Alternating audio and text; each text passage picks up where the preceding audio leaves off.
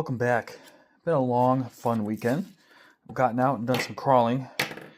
My workbench shows that I have not done much of other than crawling this weekend. There's replaced parts that came in, some Endura shocks that I'm looking to try out that really got some crazy spring to them, so I would look forward to trying these.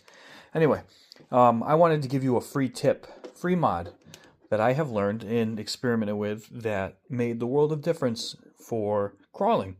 Wheelbase and all that stuff. And again, I'm learning too, so I'm just sharing what I have experienced, what worked for me from yesterday crawling to today.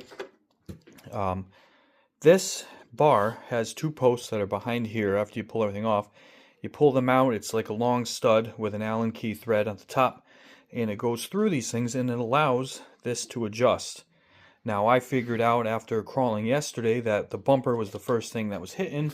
And you can see some scrapes, where's my finger, on the license plate or along the edge here. Some of this was from scraping off the bull bar type thing that was on there, and a lot of this is from hitting stuff. So that's the first point of contact. And I wanted to change that and give it a closer radius or ratio between the bumper and the wheels. So I pushed it back, I think, as far as it would go and repinned it. And then I had to notch out around the bumper. Very happy with how it came out, and it made the world of difference. I was able to attack different angle approach on some of the rocks I was crawling today, which I'm going to have to put a video together for.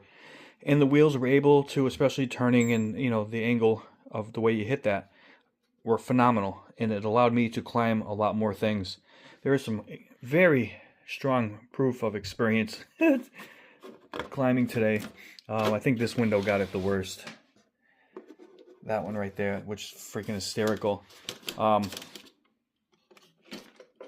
As you can see, I don't know if it angles. Yeah, it's not bad.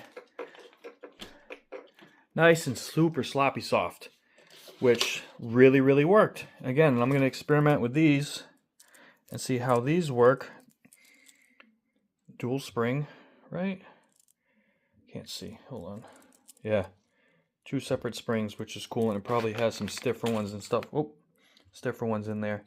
But that's the free tip of the day. This thing was an absolute blast. F and Chet and I are kind of coming up with this fun competition where you load it up with stuff that you would take it out on an adventure if you were hiking and stuff like that, and see what falls off and what stays on, because that's what would happen. And you watch tons of videos. The new add-on is the bucket, the Home Depot bucket I printed. That was flying around. I may fill it up with some stuff. Who knows? But every once in a while when I would dump it over, these two would fall off, which was funny as hell. And I'm glad that this didn't open up because of the 3D printed ice. Let's see if I can do this with one hand here. Oh yeah, perfect. Could you imagine trying to find all these between rocks? Oh, and all the ice is buried in the bottom, which is funny. See all the 3D printed ice? This is one of my favorite little creations I did. That looks so wild.